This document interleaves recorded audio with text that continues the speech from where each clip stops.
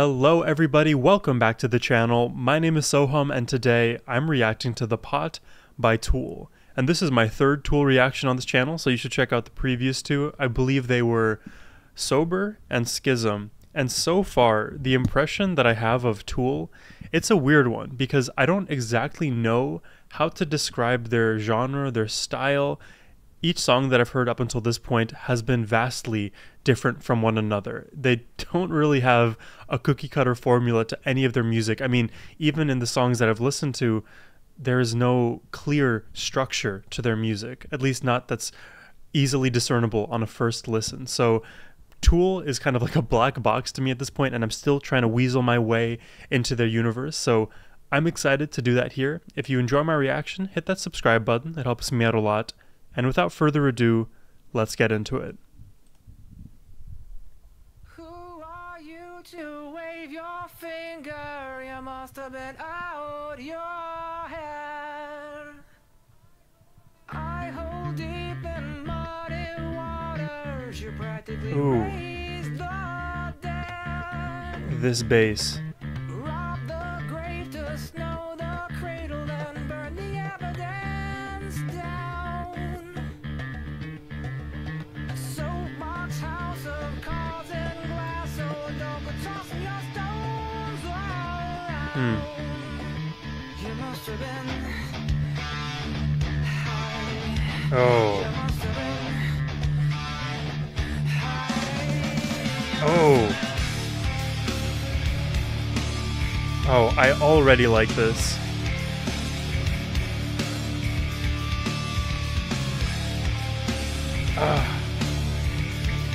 The bass and guitar, I'm already hooked.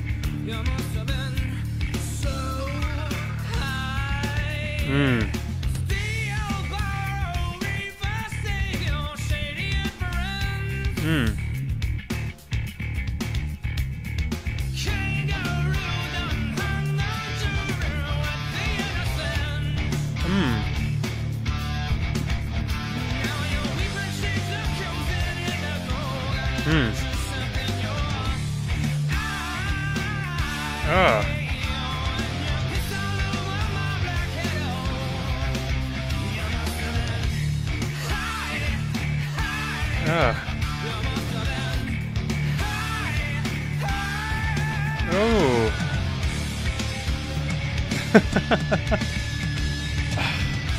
Gosh, it's so good. I love the instruments right now. I think the riffs are really doing a lot of work here. I'm trying right now to piece together what the song is getting at with its lyrics. Somewhere, some way, I'm getting this idea that Tool is calling out hypocrisy and humans' innate nature to want to take more than they're willing to give, that they're willing to kind of, I don't know. Let me keep listening. I'll try to figure out what the meaning is of this song, and please let me know in the comment section as well what you think this song is getting at. But so far, I'm just really vibing with the music. So let's get back into it.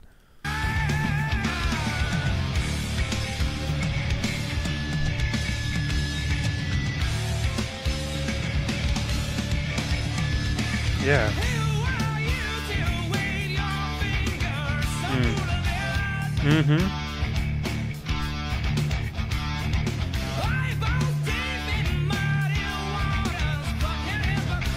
There you go, hypocrite.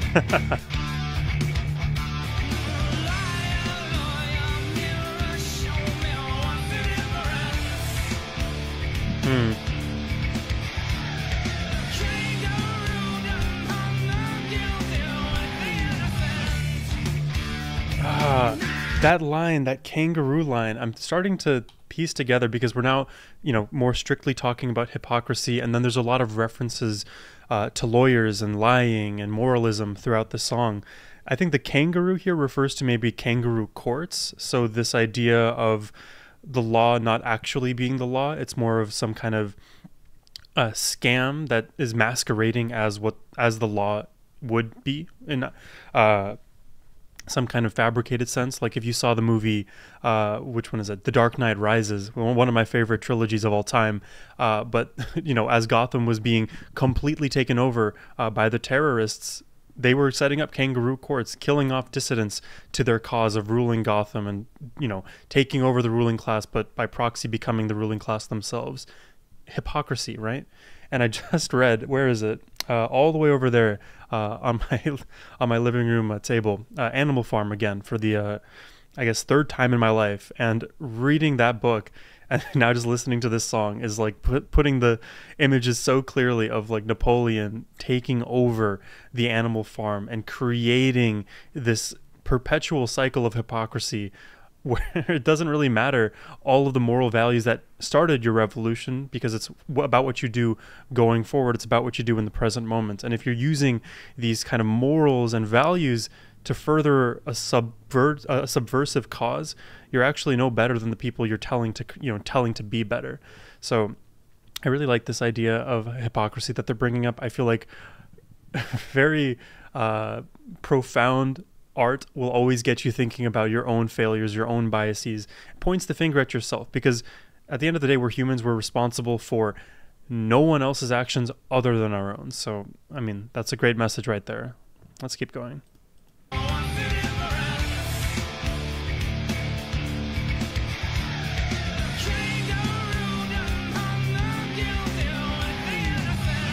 Yep. The innocents can suffer.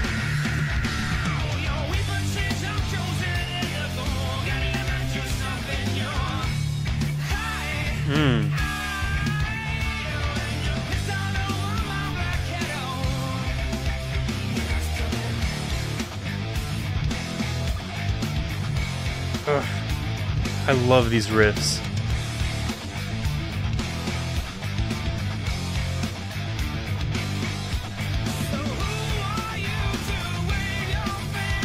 No one.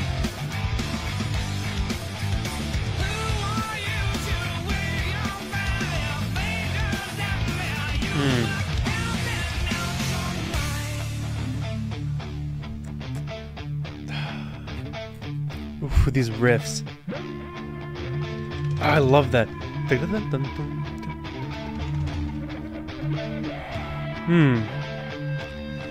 Yeah, let me shout out the riffing that's going on right now. I mean, I could point out little notes within every single run that they're doing, the changes, the quick changes in the tempo and the rhythm at these parts here. But the way that these riffs kind of are in contrast to the vocals when they are happening rather simultaneously, I love that trade-off, because I find it's very hard for bands to make their riffs stand out. And you may say, like, no, there's tons of riffy bands out there, but if you really put your mind to it, the other half of the still popular bands, they're rather generic, because the instruments don't really have a voice of their own, because you can still hear the instruments in those tracks and those mixes, but they don't really add anything if you think about it from like an individualistic perspective. If you were the guitarist yourself playing in one of those songs, you're probably not actually feeling like you're doing all that much. You're kind of just there. I feel like if you're any band member in Tool, you are definitely very, very knowledgeable about your contribution to this song. I mean, I don't think you could create a song like this without every single member being there. And I guess that's another way to represent the other bands that are out there. And we'll call them just kind of generic Andies. These generic Andie bands, you could potentially just like lose 1/3, 2, 3, 4 of the instruments that are in that band, and you may not even hear it in the track. So I like that I can hear specifically the instruments here and how virtuosic and talented they sound. They're just very unique phrases. So I just wanted to shout that out.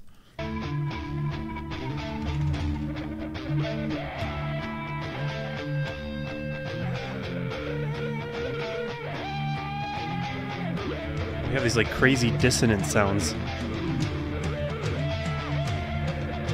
I could definitely play this on Guitar Hero for sure.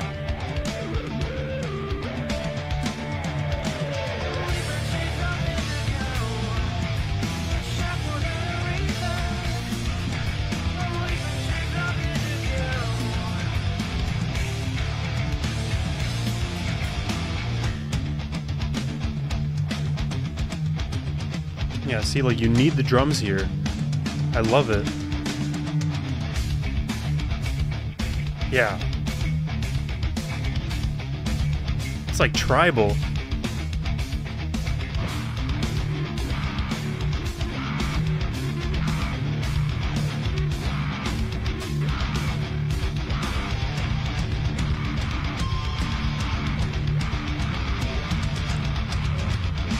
Just keep going.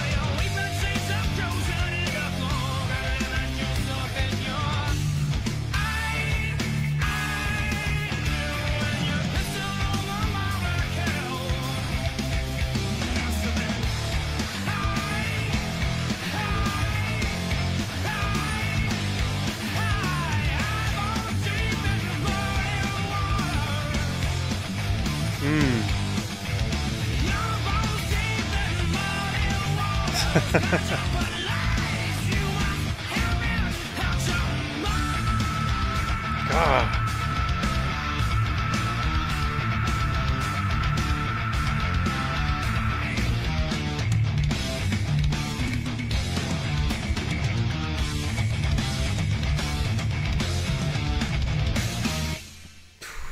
Ooh, fucking killer. Oh my god, I love this.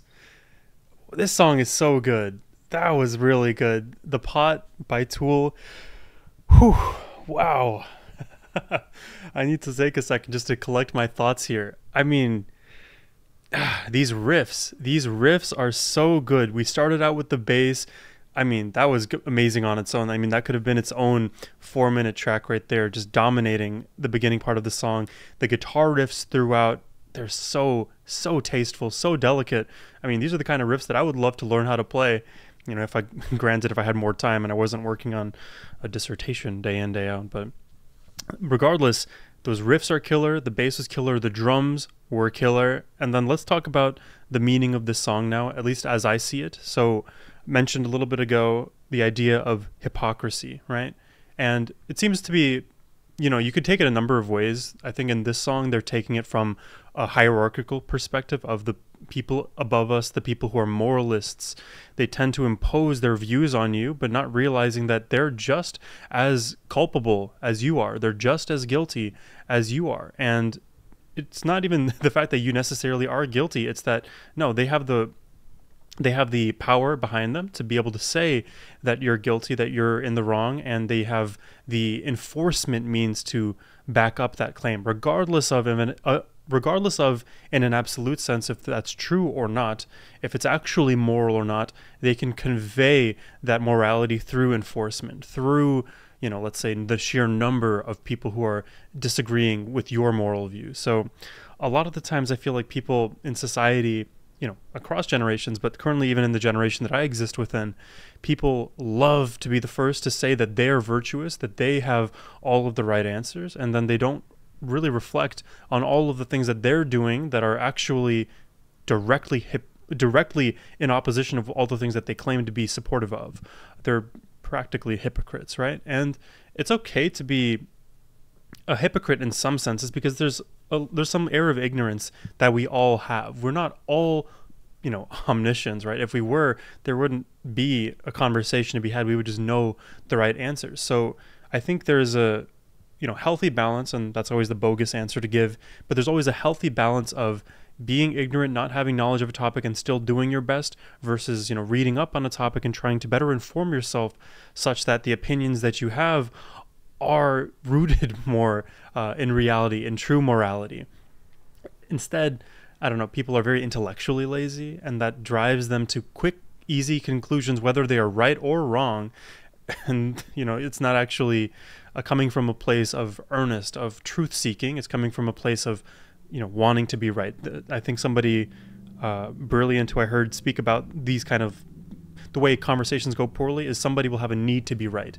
Somebody with a need to be right versus a wantingness or willingness to be, collaborative in conversation in the search for truth. There's a big distinction there. So, one of the biggest things that I hate in the world are hypocrites, and I do my level best to not be a hypocrite. So I'm glad that Tool singing on this, that they made a beautiful song about this. And thank you for sharing it with me. I really do appreciate that. If you enjoy my reaction, hit that subscribe button and leave me some more recommendations in the comment section down below. But yeah, I hope you have a good rest of your day, everybody. Take care and peace.